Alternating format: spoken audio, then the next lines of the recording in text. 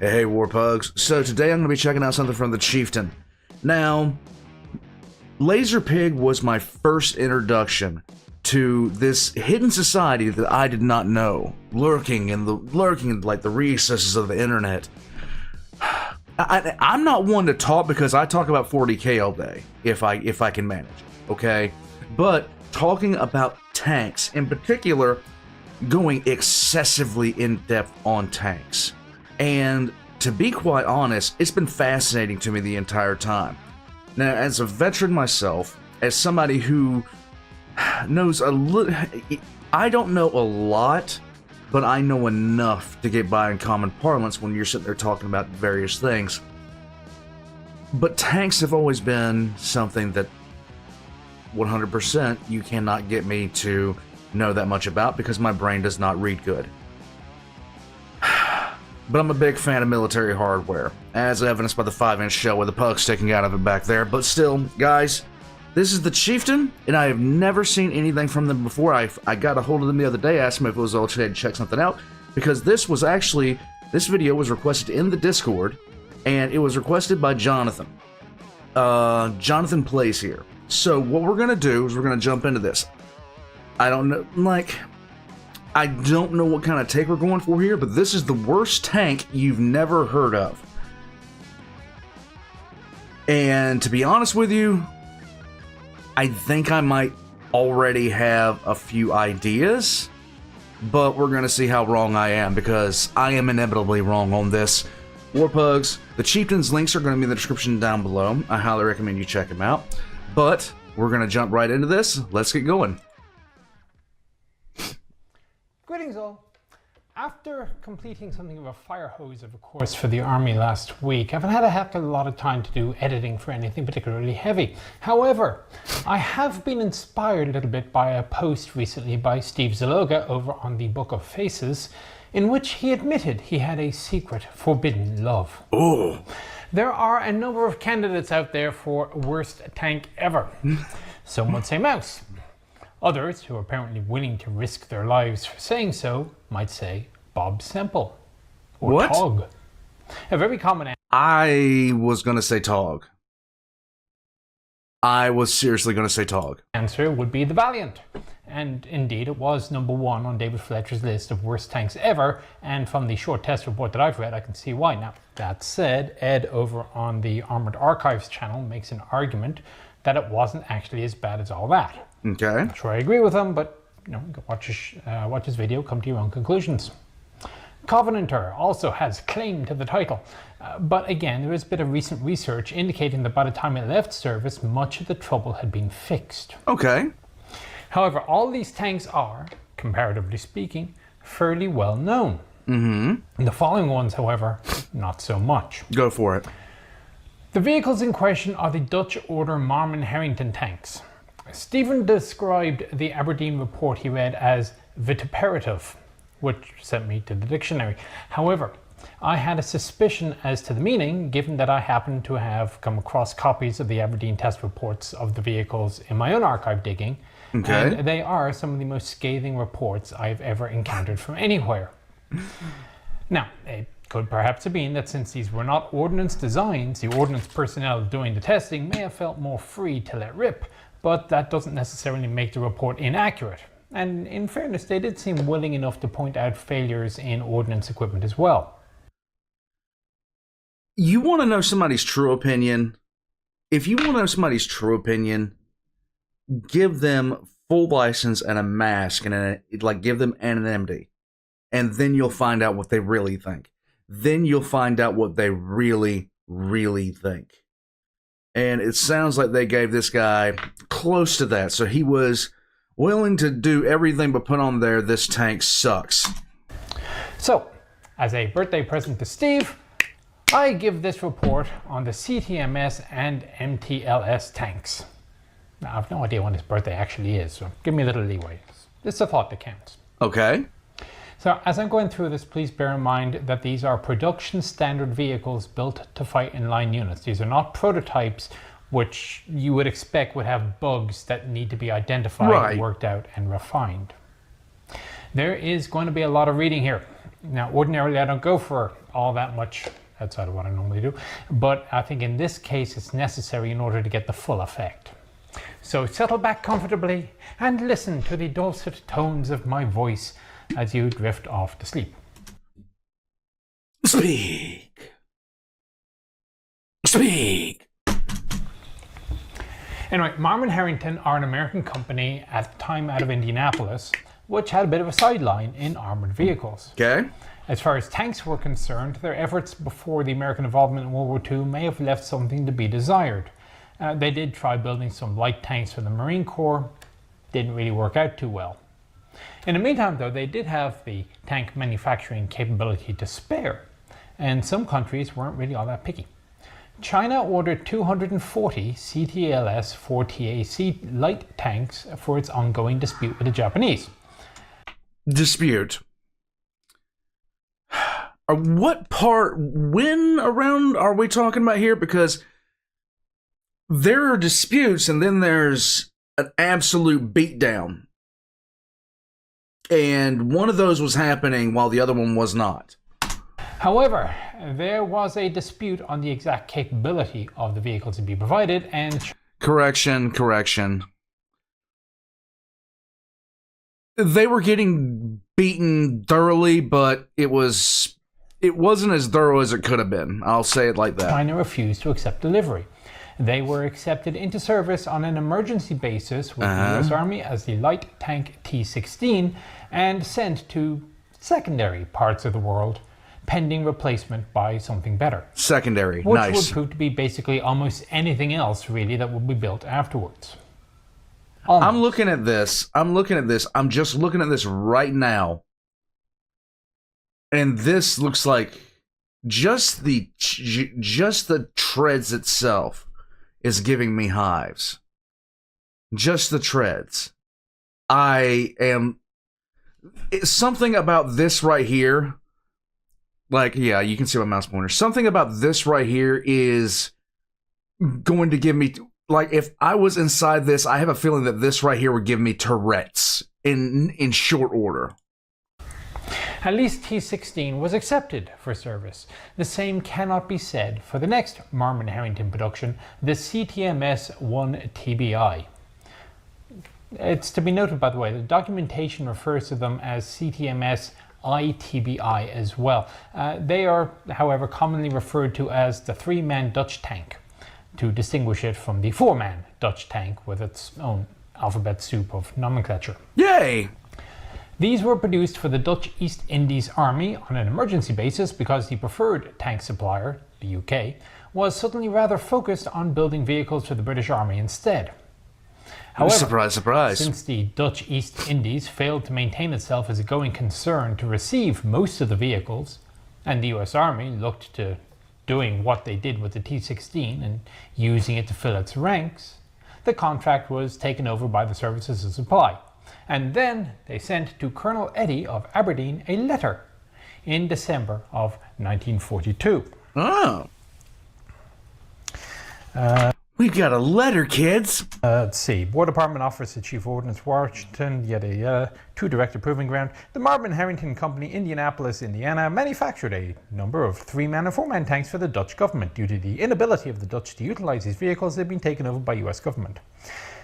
In order to determine the suitability of these vehicles for use by our forces, one vehicle of each type is being shipped to the Proving Ground, attention of Colonel Ix, for test purposes. Colonel Ix, by the way, if you're not familiar with our ordnance, he's the reason that we have a lot of this material that was kept.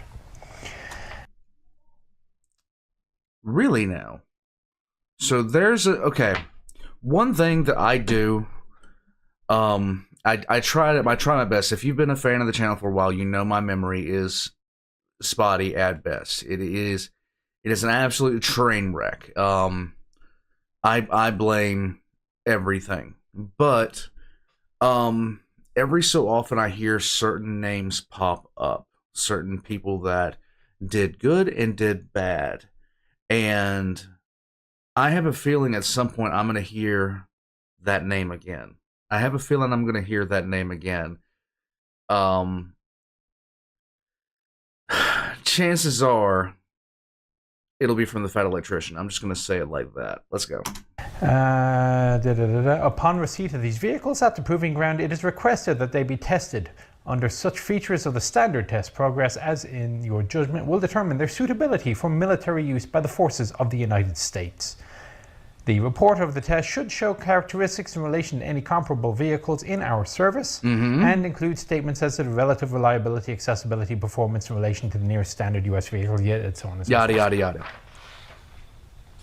If you've ever read a military, like any military directive or anything like that, you can read 3 sentences out of it and get what you need. The rest is just there to basically tell you how to wipe your own backside. That's really what it's there for.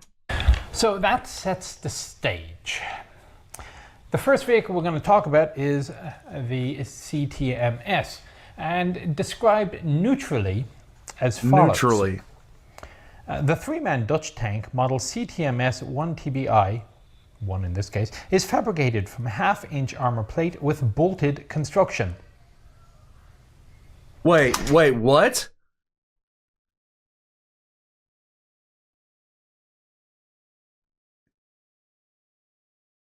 Okay, I'm an idiot and I know you don't do that with a tank. It is very angular in appearance and resembles light tanks, Marine Corps 1937 T3 and M2A2E2.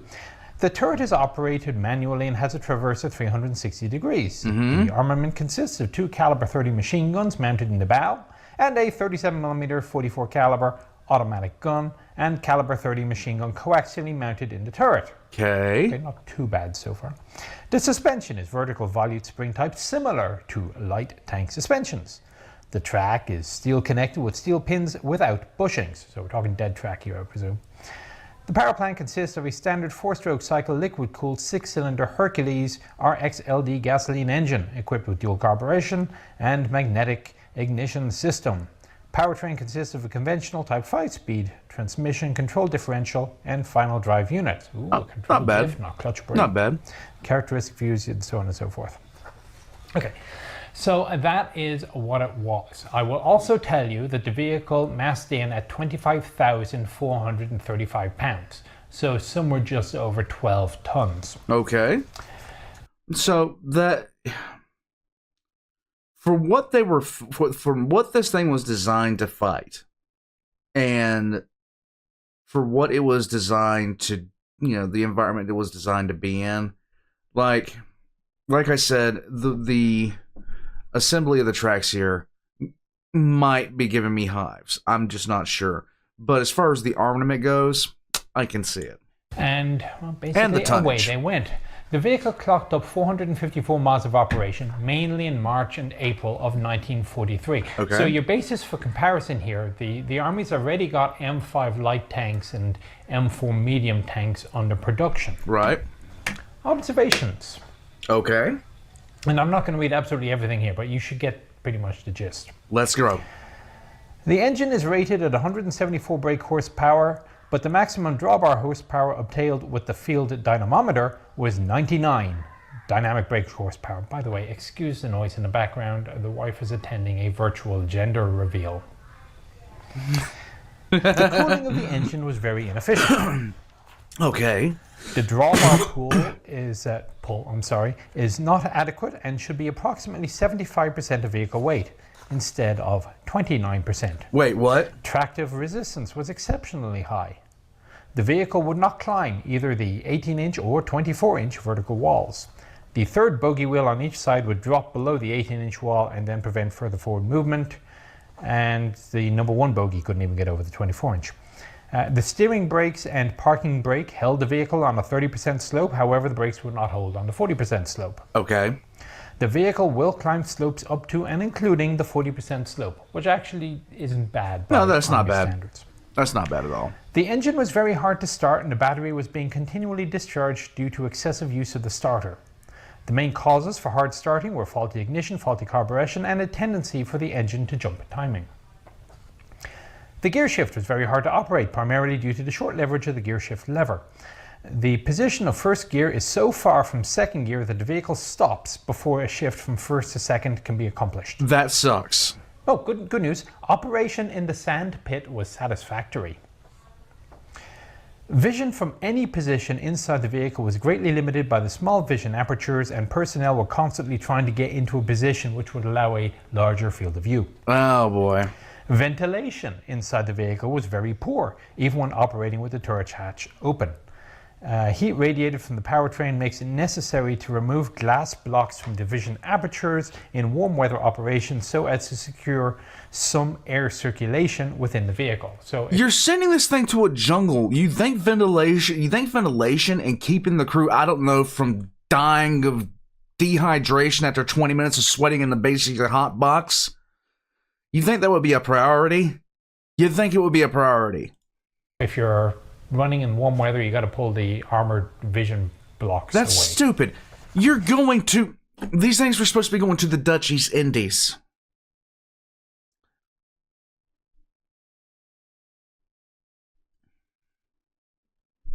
It isn't exactly tundra there. A whole bunch of specifications. Pugs. The ignition system was continually causing trouble due to either a weak spark or change in timing. The magneto had to be adjusted and replaced, and the engine retimed during 360 miles of operation. Due to hard starting characteristics of the engine, the vehicle had to be towed to start numerous times. What? Started, and the battery was discharged twice during the test. Removal of the battery from the engine compartment requires removal of the engine exhaust pipe and carburetor throttle arm. Dude, that's stupid. The parking brake burned out during cross-country operation after 304 miles. One bogie arm faceplate was broken at odometer 253, and it was discovered that the parts in the bogie arm assemblies are not interchangeable. Basically, you couldn't take a part from one bogie and put it onto another bogie. It was also I knew these things were going to give me hives. also not possible to order a new faceplate without ordering an entirely new bogie assembly. The vision ports consist of a rectangular casting bolted to the hull and extending inside the vehicle approximately 3 inches. As these sharp angular castings present a hazard to both drivers and assistant drivers' faces, they were covered with sponge rubber from M4 periscope headrests before the start of the test. The tow chain provided with this vehicle broke the first time that it was used. Really? Inspection revealed that the welding of the links was inferior. Steel cable is more satisfactory. The splash trays around the filler tubes of the fuel tanks are a source of trouble as they collect water and allow it to enter the fuel tanks through the filler tubes. I suspect water in the fuel tanks isn't good. No. During cold no, it's actually very, very bad. weather, ice forms in the splash trays and has to be chipped loose before you can open the filler caps. The headlight grills are of no value and prevent the cleaning of the headlights after operation of muddy terrain. The grills should be eliminated to allow cleaning of the headlights and to permit more light to be delivered to the road. The guards around the headlights do provide sufficient protection against breakage. Okay. So your headlights suck, but at least it won't get broken. And I should say that it is basically the best thing that is mentioned in this entire report, is that the headlight guards protect the headlights. This is pathetic. In so many ways, this is just pathetic. Then there is a slew of failures. So when they got it, it had 101 miles on the clock. Right. Shield, cable from battery to generator broken loose, and the bulb instrument panel were burnt out. They got 56 miles before the throttle return spring broke. Spark plug wire ignition wire cracked. What? They had to clean the spark plugs. They had to retime the engine after 58 miles of operation. Clean the carbs. Starter switch wire had worked loose and needed to be replaced. Then they got another 100 miles, and that's when the bogie arm faceplate fell off. So they repaired it by welding because they couldn't get a replacement. So I can't even... So this thing fresh off the factory line wouldn't make it from my house to the closest city I have and back without breaking down. That is That's horrendous. And not just minor fixes either. These are major problems. Or take it off another tank or anything. Chain tow broke. Water and fuel system stopped engine. Well, who saw that coming? Distributor, broken high tension contact on rotor. That's at 300 miles in. Battery had to be replaced at 400 miles. Magneto be replaced at 402 miles. Track shoe had to be replaced at 405 miles. Parking brake burned out at 430 miles. And also there was an oil leak in between the oil filter and the engine block. What? Magneto adjusted 461 miles. The carburetors had to be adjusted at 461. The battery had to be replaced again at 525. So this is after 101, so that was at 424 miles. Starter failed at 553 or 400. Dude, you haven't even reached 4 digits on your odometer. You got sold a lemon, my guy. 52 operated. Yeah. So that following observations. Failure of one track block and one bogie arm faceplate in all of 304 miles of operation indicate that the suspension would be a major source of trouble. Suspension parts are not interchangeable on the same vehicle or of vehicles of the same type. None of the suspension parts are interchangeable with the existing standard vehicles. The suspension provides a very rough ride, which is hard on the operating personnel. Glory. And it contributes to a jumpy farming platform. The hull, so half an inch of armor again, offers no protection from enemy fire from caliber 50 upwards. Oh the hull my and turret God. are constructed entirely with bolts and nuts. You can actually see it there. Like, you might not be able to see it here, but you can see, like, I couldn't see it in the other pictures. Oh my God. That is just not right. That thing's gonna... Just the standard operating any kind of off-road is gonna break this thing apart. What were they thinking when they made this thing? Combat conditions, this type of construction is hazardous to the operating personnel. You would have thought by the 1940s they'd have figured this out.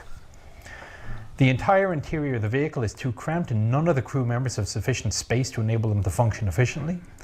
The exterior of the vehicle is very angular, with practically all plates presenting a vertical surface to the most probable line of fire. The front particularly is not designed to deflect enemy fire, as it is constructed in 3 almost vertical steps. Maintenance is difficult to perform in this vehicle due to the inaccessibility of the engine and powertrain. The engine is mounted low in the engine compartment and very little space is around it. The powertrain is covered with cowling, which has to be removed, and space inside the vehicle is too limited to permit efficient work.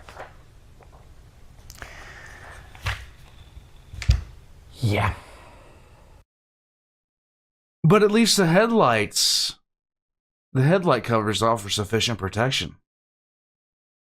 So there's one positive.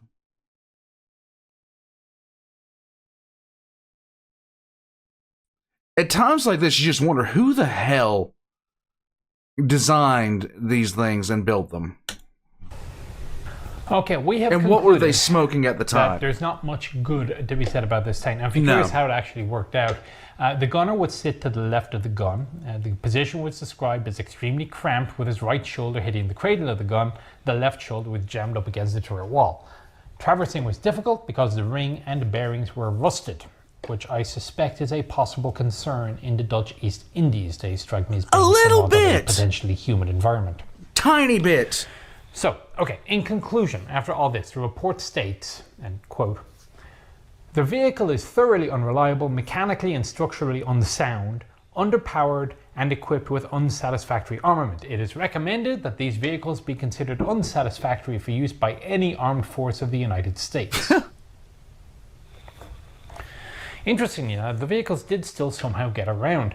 The ones the Dutch did receive ended up in random locations of Dutch influence.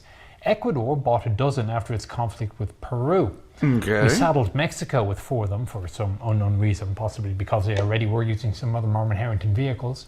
Cuba took 8 and kept the things in service at least officially until the 1960s, and may be the only combat users of the thing, shooting up against guerrillas.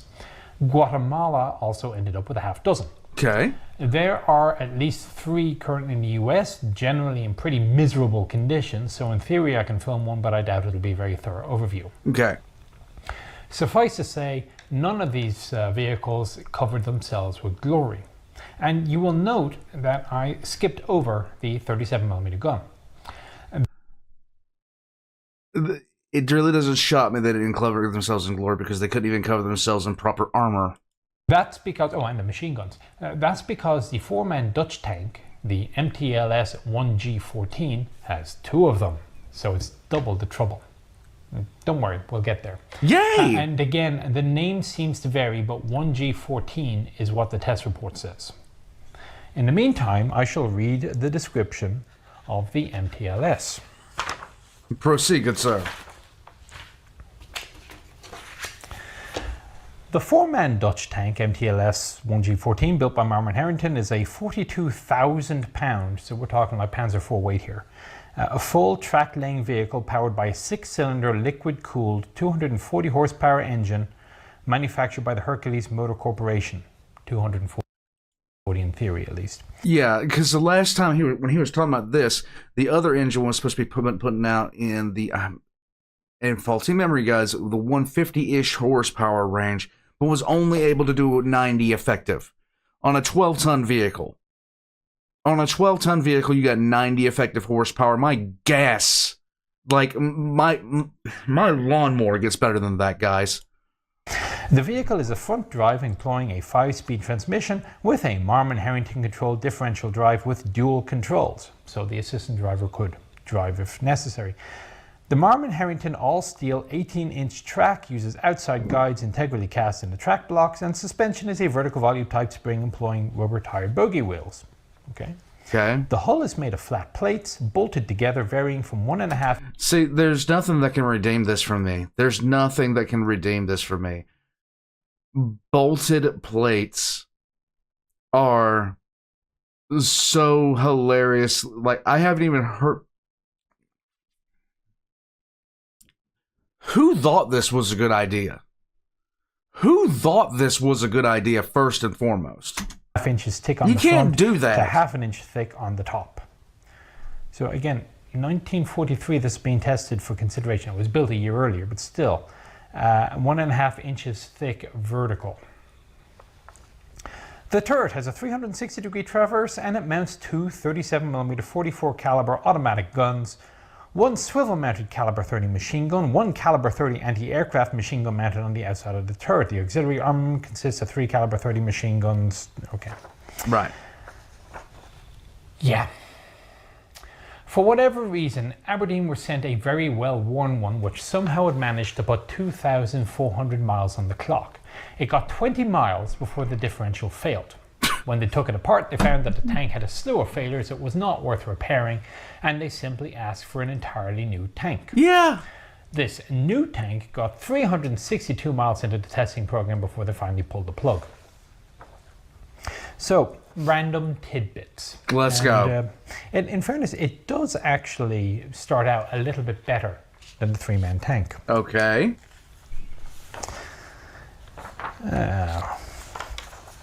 The vehicle forded 48 inches of water at a speed of approximately 1 mile an hour. There was no spray or splash, no water leaked into the engine or fighting compartment. Okay, I can deal with that. The vehicle went over the 18-inch vertical wall easily in first gear and reverse. It went over the 24-inch wall in first gear but failed in reverse. Okay.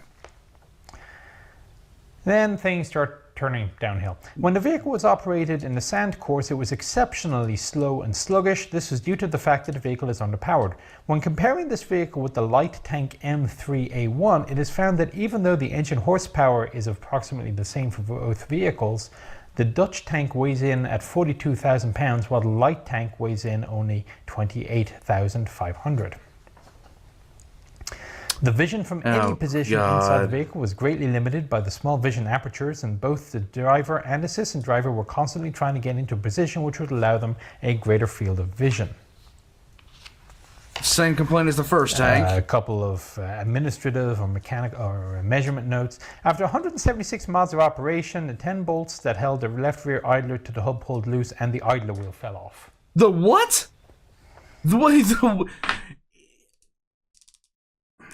Ron White had a special about something like this. You've got to be kidding me. Left rear idler.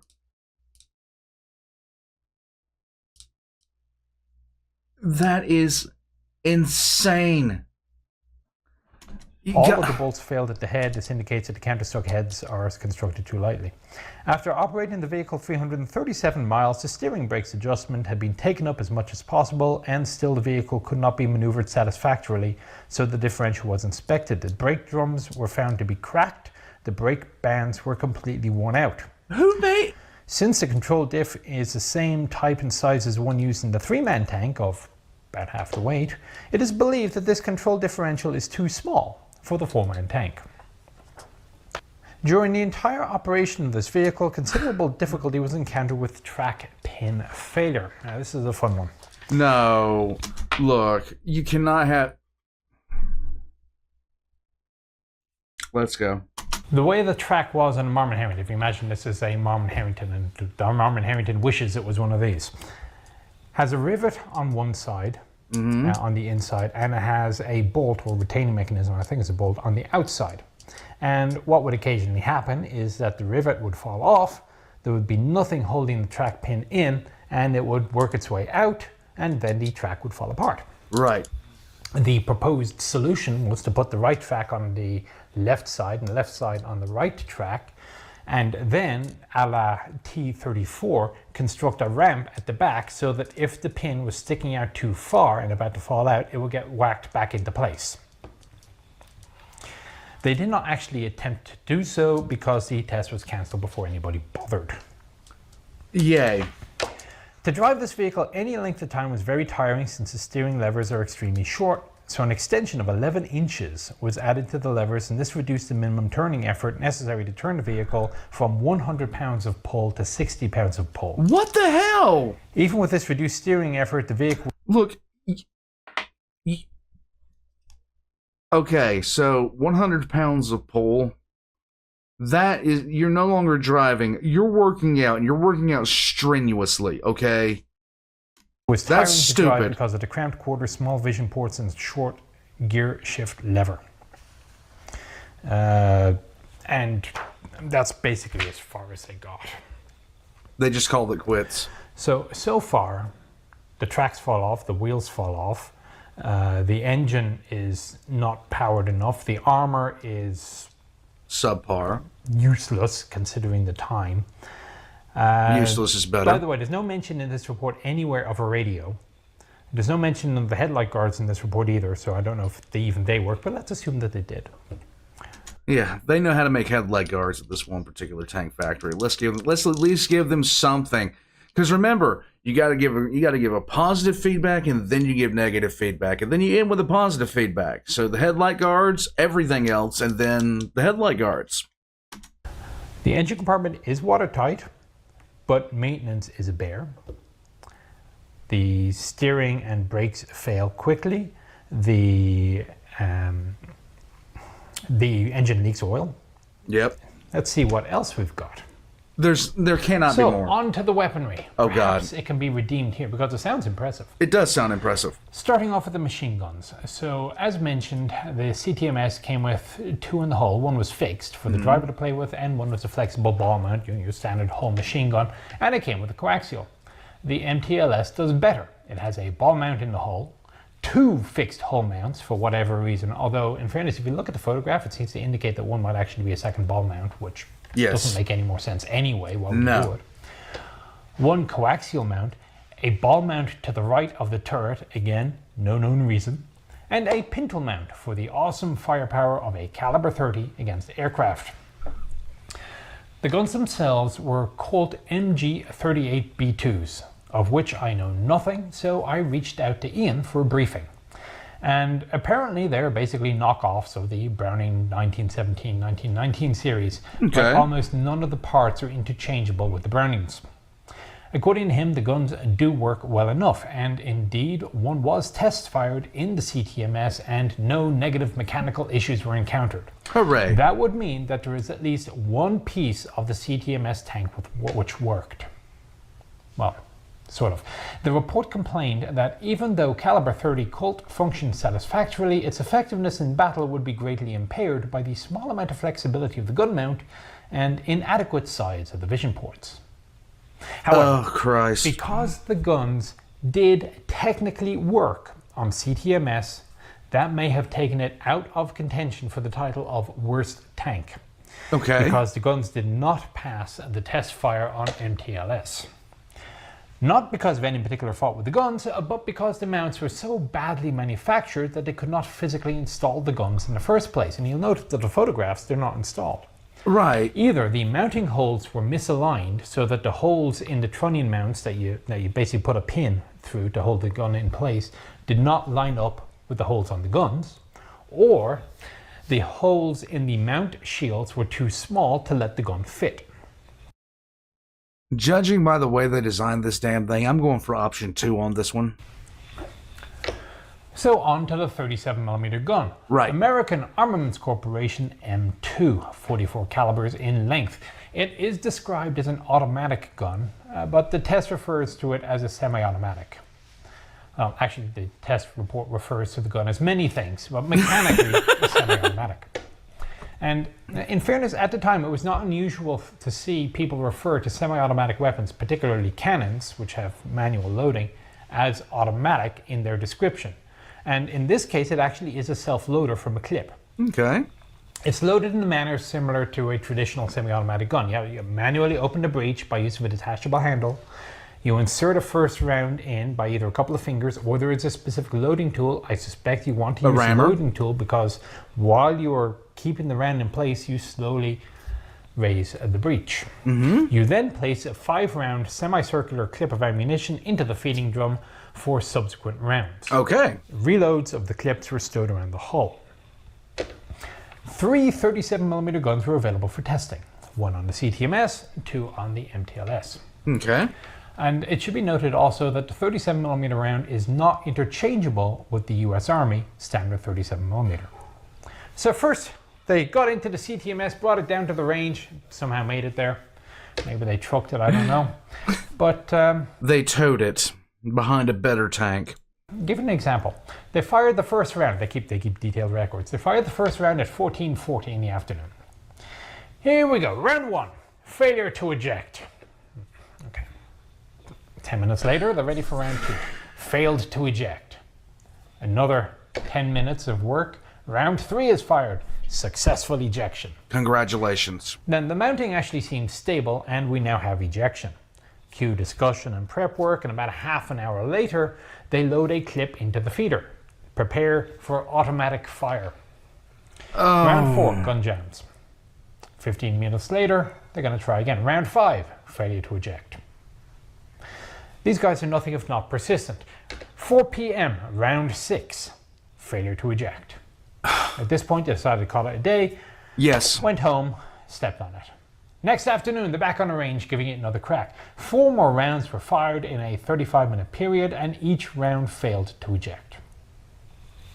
So they decided. So, just let me see if I can surmise everything that's going on. You have a radioless tank that has bolted on armor. You cannot see a fire out of it. Is going to be sent to the Dutch East Indies, but somehow isn't prepared for warm and humid climates. Everything's rusting inside of it. Has no ventilation. It's cramped. Terrible suspension. Non-interchangeable parts that basically can't be replaced unless you order the entire assembly. Paper thin armor. And a massively underpowered engine that breaks down at a rate of once every 15 miles. And has a gun that doesn't fucking work. What? To take the gun apart at this point. And in fairness, they believed part of the problem was the use of the wrong type of recoil oil, which prevented a long enough recoil stroke to reliably open the breech. No. But there was also a problem with the ramming mechanism as well, which would have prevented reloading anyway, as round 4 saw. Still, as I said, they had 3 guns to play with. So they moved to the MTLS, which no less had powered Travers. Okay. They set to work on the left gun first. Well, why not? It's closest to the gunner. Pull trigger. Well, actually, what you would do is there's a lever that you would push forward to fire the gun. Right. But you could fit a solenoid if you so desired. So push forward on the lever and nothing. Misfire. Try again and not even a click. It turned out that the sear trip spring wasn't working, and they also figured out that if you inserted a screwdriver through the side of the cradle, it was possible to release the sear and then fire the gun. They did think that the right gun was capable of firing after a little bit of work was done, but by this point word came down from on high that this was all a complete and utter waste of time. The folks should stop messing around with this piece of rubbish and go play on something useful. God. In the end, the report stated, the armament on this vehicle is unsatisfactory from a standpoint of accuracy, maintenance, and interchangeability. Right. The guns are not provided with stabilizers, and the unstable firing platform would render their fire highly inaccurate during vehicle operation. Also, due to their complex structure, they require a kit of special tools for maintenance. To sum up, the MTLS report concluded, the vehicle is slow, sluggish, and unmaneuverable since it is underpowered. The control differential oiling system is unsatisfactory. Driving fatigue is excessive since the steering levers are extremely short and the driver sits in a cramped position. Remember, 100 pounds of pull. Have fun on a roundabout. Shifting the vehicle is difficult due to the shortness of the gear shift. The driver's and assistant driver's vision is inadequate. The metal track pins are unsatisfactory. The hull is ballistically unsatisfactory since it employs flat bolted plates that are practically vertical. And the 37mm tank guns use foreign ammunition. The conclusion in the report. The four-man Dutch tank model MTLS 1G14 is not a satisfactory combat vehicle for any branch of the armed forces. The vehicle is thoroughly unreliable, mechanically and structurally unsound, underpowered and equipped with unsatisfactory armament. Now, again, this is a production combat tank. Valiant was a prototype. I cannot believe Crusader that. Supposedly got fixed eventually and did at least perform a useful training role. They built several hundred of these Dutch order tanks and they were never fixed. The vast majority were simply scrapped immediately. A number ended up showing up as gun turrets for local defense. The Australians thought the only good thing in them was a Hercules engine, which they then took out of the tank and then left the tank to rust. There you go. There seems to be absolutely no redeeming quality to this tank whatsoever. I would submit that not only is the MTLS in the running for worst tank you never heard of, it may even have a claim to being the worst tank ever, period. And so there you go. Hope you found the video interesting and informative. I will see you on the next one. Take care.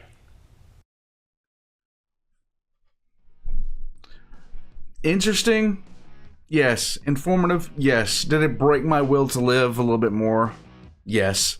Yes, it did. Because somebody went out of their way to design this thing, and nobody. See, this is the problem with not having anybody around that'll call you on your stupidity. This is the problem with that. Because they sat there and released this thing all smiles and thought that they had done something great here. This is unbelievable. Like, I would never want to send a substandard tank to the Aberdeen Proving Grounds.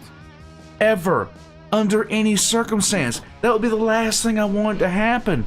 I would be agonizing about it, even if I sent a tank that I had full confidence in. Warpugs, this is what happens when you let idiots run things. And it makes me feel less bad somehow about the Bureau of Ordnance, but not really. Because the Bureau of Ordnance was an actual military organization. Warpugs, this was the Chieftain. This is the worst tank you never heard of. And I think I need a drink to purge this from my memory. Because, my God. I'm going to head out from here. All the Chieftain's links are in the description down below. Please check him out. And I will catch you guys next time. Join the channel as a member. Join me on Patreon. I'm going to go cry in a corner now. Bye, Warpugs.